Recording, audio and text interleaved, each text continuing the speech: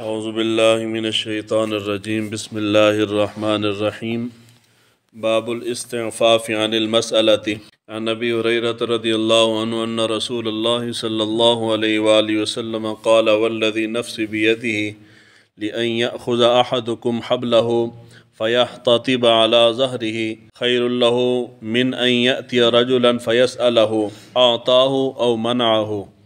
حضرت ابو ہریرہ رضی اللہ تعالیٰ عنہ بیان کرتے ہیں حضور صلی اللہ علیہ وآلہ وسلم نے ارشاد فرمایا، مجھے قسم ہے اس ذات کی جس کے قبضہ قدرت میں میری جان ہے، تم میں سے کوئی شخص اپنی رسی لے کر جنگل میں جائے اور لکڑیاں کاٹ کر اپنی پیٹھ کے اوپر لاد کے لے آئے تو اس کے لیے یہ بہتر ہے کہ وہ کسی شخص کے پاس جائے اور اس سے سوال کرے اور وہ اس کو عطا کر دے یا عطا نہ کرے، یعنی کوئی چیز دے دے یا کوئی چیز نہ دے۔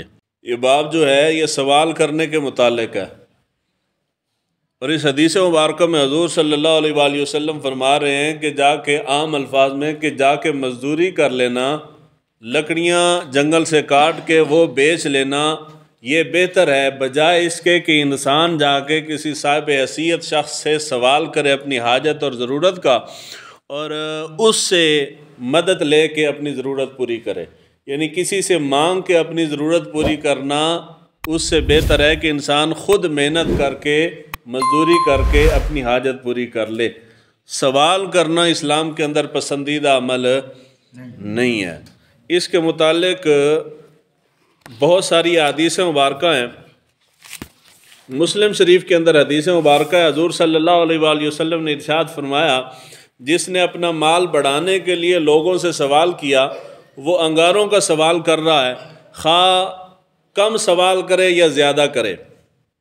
دوسری روایت ہے، حضور نے ارشاد فرمایا کہ سوال کرنے سے آدمی کے چہرے پر خراشیں پڑ جاتی ہیں سوائے اس کے کہ جو حاکم سے سوال کرے یا ناگزیر چیز کا سوال کرے۔ یہ ترمذی شریف کی روایت ہے۔ اور ابو داؤد شریف کی روایت ہے کہ حضور صلی اللہ علیہ وآلہ وسلم نے ارشاد فرمایا کہ جس کے پاس اتنا مال ہو کہ وہ اسے سوال کرنے سے مستغنی کر دے، پھر بھی وہ لوگوں سے سوال کرے تو قیامت کے دن وہ اس حال میں آئے گا کہ اس کے چہرے کے اوپر خراشیں پڑی ہوئی ہوں گی۔ اگلی روایت میں ہے، یہ ابو داؤد شریف کی روایت ہے، حضور نے ارشاد فرمایا کہ جس نے اس حال میں سوال کیا کہ اس کے پاس اتنا مال تھا جو اس کو سوال کرنے سے غنی کر دے تو وہ صرف جہنم کی آگ جمع کر رہا ہے۔ تو صحابہ نے عرض کی، یا رسول اللہ سوال کرنے سے غنی کرنے والے مال کی کیا مقدار ہے؟ تو حضور نے ارشاد فرمایا کہ جس سے وہ ایک رات اور ایک دن کا پیٹ بھر کے کھانا کھا لے۔ اگلی روایت میں حضرت عبداللہ بن عمر فرماتے ہیں کہ غنی کے لیے صدقہ حلال ہے، نہ اس شخص کے لیے حلال ہے کہ جو قوی ہو اور اس کے اعضاء صحیح سلامت ہو۔ اور آخری روایت ابن ماجہ کی، حضور صلی اللہ علیہ وآلہ وسلم نے ارشاد فرمایا، کون ہے جو میرے ایک حکم کو قبول کرے تو میں اس کے لیے جنت کو قبول کروں، یعنی جو ایک بات میری قبول کر لے تو میں اس کو جنت کی گواہی دیتا ہوں، جنت کی بشارت دیتا ہوں۔ تو حضرت ثوبان راوی ہیں، حضرت ثوبان کھڑے ہوئے، انہوں نے کہا، یا رسول اللہ میں آپ کے ایک حکم کو قبول کرتا ہوں۔ حضور صلی اللہ علیہ وآلہ وسلم نے ارشاد فرمایا کہ لوگوں سے کبھی بھی کسی چیز کا سوال نہ کرنا۔ سوال کرنا بعض صورتوں میں جائز ہے۔ نمبر ایک، آپ سے کسی نے قرضہ لیا ہے، آپ اپنا قرضہ واپس مانگتے ہیں، یا آپ کا حق ہے کسی کے پاس، آپ وہ حق اس سے مانگتے ہیں۔ میں نے مزدور لگایا اور مزدور کو عموماً ہفتے بعد یا بعض ہوتا ہے کہ جی کام ختم ہوگا تو پے کریں گے، اس کو پہلے ضرورت ہے وہ آ کے آپ سے سوال کر لیتے تو ٹھیک ہے۔ یا یہ ہے کہ کوئی شخص ضرورت مند ہے، حاجت مند ہے، اس کو واقعی ضرورت ہے، اس کی کوئی ایسی ضرورت ہے کہ وہ کوشش کرے تو پوری نہیں کر سکتا، تو وہ جا کے اپنی ضرورت کے برابر سوال کر لے کسی سے، تو یہ جائز ہے۔ لیکن یہ جو ہمارے پاکستان کے اندر عرف میں چل رہا ہے سوال کرنا مانگنا، یہ صرف عام عوام میں نہیں ہے، پوری ریاست ہی بھکاری بنی پڑی ہے، یعنی پورا ملک ہی صدقے کے اوپر چل رہا ہے۔ جب رمضان شریف آئے گا، سعودی عرب سے صدقہ آئے گا تو وہ صدقہ غریب کے پاس چھوڑیے گا، یہ اوپر وہ حکمران جو بیٹھے ہیں وہ کھا جاتے ہیں، کھجوریں تک کھا جاتے ہیں، آپس میں تقسیم کر کے کھا جاتے ہیں۔ جی بے نظیر کے نام پہ چندہ دینا ہے تو وہ چندہ بھی اوپر بیٹھے افسر کھا جاتے ہیں۔ جو لاکھوں روپیہ کروڑوں روپیہ حکومت سے لے رہے ہیں وہ خود غریبوں کا حق کھا رہے ہیں۔ اور غریب، یہ عام علاقے میں، غریب علاقے میں کوئی حکومتی امداد کی چیز آ جائے تو وہ الگ بات ہے۔ میں جیلم کینٹ میں تھا، اکھاں دیکھی گل ہے، ایک دفعہ نہیں، ہر روز یہی کہانی تھی بھئی جیلم کینٹ کے اندر رہنے والے لوگوں نے تو پورا پاکستان کھا لیا ہے لیکن پیٹ نہیں بھرا۔ رمضان شریف میں آٹے کا ٹرک آ کے کینٹ کے اندر رکتا تھا اور پیچھے عورتوں اور مردوں کی لائنیں لگ جاتی تھی آٹے کے اوپر۔ آٹا لینا ہے جی، کیا لینا ہے عام آٹے میں اور اس میں فرق کیا ہے؟ 100-150 روپے کا فرق ہے۔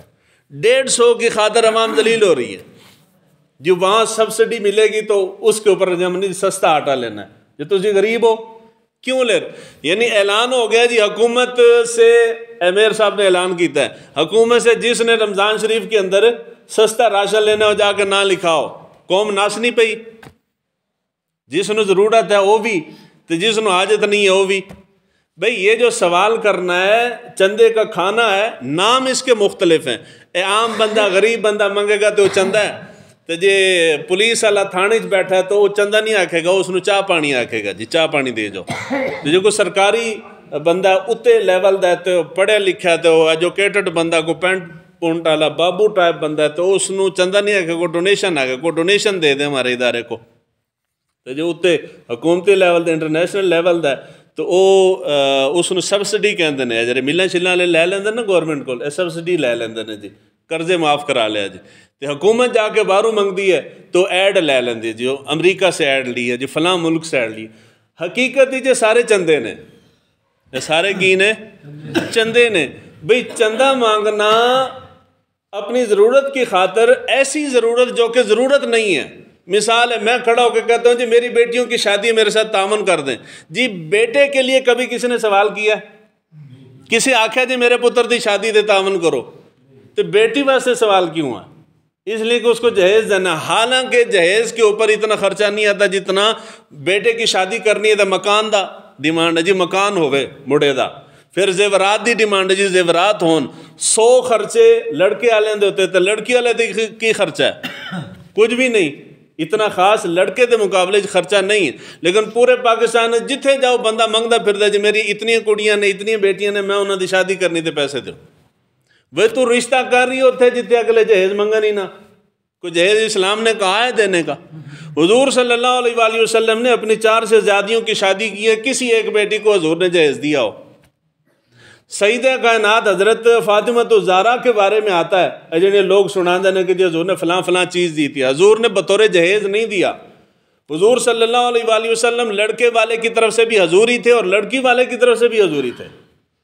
حضرت علی شیر خدا کی پرورش حضور نے کی ہے تو وہ حضور صلی اللہ علیہ وآلہ وسلم دونوں طرف سے والد تھے، دونوں طرف سے خرچہ حضور نے کیا۔ تو گھر میں ضرورت کے لیے حضور نے کوئی چیزیں خرید کے حضرت علی شیر خدا کرم اللہ وجہ الکریم ان کو دی تھی۔ حضرت فاطمہ الزہرا کا جہیز نہیں ہے وہ کہ جی فلاں فلاں چٹائی تو اور یہ چیزیں جو دی ہیں حضور نے نہیں دی، جہیز ہے ہی نہیں۔ جو چیز ضروری نہیں ہے اس کے لیے ہر دوسرا تیسرا بندہ چندہ مانگ رہا ہے جی میری بیٹی دی شادی ہے، میری بہن دی شادی، اتنی بہناں نے تے کلاں تے میں چندہ دو۔ چندہ مانگنا اسلام کے اندر جائز ہے؟ کسی بھی مد میں مانگیں، کسی بھی نام سے مانگیں، کوئی بھی ٹائٹل رکھ کے مانگیں، جائز نہیں ہے۔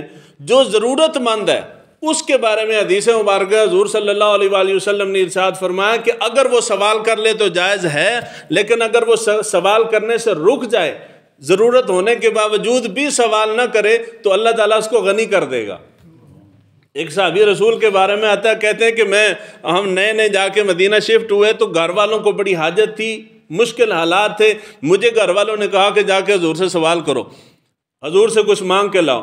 میں گیا حضور صلی اللہ علیہ وآلہ وسلم سے مانگنے کے لیے تو حضور کے پاس بہت سارے لوگ بیٹھے ہوئے تھے اور ایک شخص نے کھڑے ہو کے میرے سوال کرنے سے پہلے حضور سے سوال کر دیا۔ حضور صلی اللہ علیہ وآلہ وسلم نے فرمایا کہ میرے پاس جو چیز وہ مانگ رہا تھا حضور نے فرمایا میرے پاس نہیں ہے۔ وہ بندہ منہ بنا کے غصہ کر کے وہاں سے کوئی باتیں کرتا بڑبڑاتا ہوا چلا گیا۔ یہ بیٹھے تھے، کہتے میں نے دیکھا تو مجھے شرمندگی ہوئی کہ میں اس حال میں جب حضور فرما رہے ہیں کہ میرے پاس نہیں ہے موجود تو میں اس حال میں کھڑا ہو کہ کیسے سوال کروں، تو مجھے شرم آئی، میں نے سوال نہیں کیا، بغیر سوال کیے گھر واپس آ گیا۔ حضور صلی اللہ علیہ وآلہ وسلم کے پاس اسی دن کوئی سامان آیا باہر سے، کشمش اور کھجوریں وغیرہ تھی۔ حضور صلی اللہ علیہ وآلہ وسلم دلوں کا بھید جانتے ہیں، دلوں کا حال جانتے ہیں۔ میں حضور کی مجلس میں بیٹھا تھا، سوال نہیں کیا۔ شام کو جب حضور کی بارگاہ میں مال آیا تو حضور نے بغیر مانگے میرے گھر میں سامان بھیج دیا۔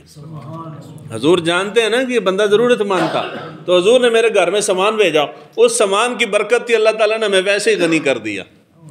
یعنی بندہ اللہ تعالیٰ کی ذات پہ بھروسہ کرے، توکل کر لے، تو اللہ تعالیٰ دلوں کا حال جانتا ہے۔ رہ گیا وہ کہ جو بندہ تگڑا ہے، دینے والا ہے، جی ہم کس کو دیں جب مانگے گا کوئی نہیں؟ تو پھر ہمارے لیے حکم یہ ہے کہ آپ مانگنے والے کو نہ دیں، آپ دینے سے پہلے تحقیق کریں بندہ مانگ رہا ہے یا نہیں مانگ رہا، وہ ضرورت مند ہے تو اس کو دے دیں۔ کون ضرورت مند ہے؟ لوگ جو حقیقی ضرورت مند ہیں وہ جا کے سوال نہیں کرتے، مانگتے نہیں ہیں۔ جو نہیں مانگتا وہ بیچارہ محروم رہ جاتا ہے۔ جو پیشے ور لوگ ہیں وہ کھا رہے ہیں۔ اور یہ اس کی زندہ مثال میں نے فلسطین کے اندر دیکھی ہے۔ وہاں پہ امدادی تنظیم کوئی جا کے، جس طرح جنگی حالات تھے ان کے، وہ کوئی چیز تقسیم کر رہے تھے، تو ایک خیمے کے باہر وہ پہنچے راشن اٹھا کے۔ خیمہ گھر ان کا گر گیا تھا، خیمہ لگا ہوا تھا، وہاں وہ پہنچے دینے کے لیے، تو خاتون باہر نکلی، اس نے کہا کہ جی ہم مانگنے والے نہیں ہیں، ہمیں صدقوں کی بھی ضرورت نہیں ہے، ہم اللہ کی راہ میں جہاد کے لیے نکلے، ہمیں ان چیزوں کی پرواہ نہیں، لے جا واپس۔ ایتھے صدقے والا ٹرک کھڑا کرو تو پورا سوڈی باہر نکل آوے، جی سانو بھی دیو، سانو بھی دیو، سانو بھی دیو۔ سوڈی دی گل نہیں، پورے پاکستان دا مزاج ہے۔ جتنی عورتیں ہماری بے نظیر انکم سپورٹ پروگرام کے تحت وہ پیسے لینے کے لیے لائنیں بنا کے ذلیل و خوار ہو رہی ہیں، مگر پیسے چاہیے جی۔ وہ یہ بھی چندہ ہے نا، وہ جی حکومت دے رہی ہے، یہ کیا ہے؟ وہ غیرت مند ہو، حکومت اعلان بھی کرے، مگر بندے میں اتنی غیرت خود ہی ہو۔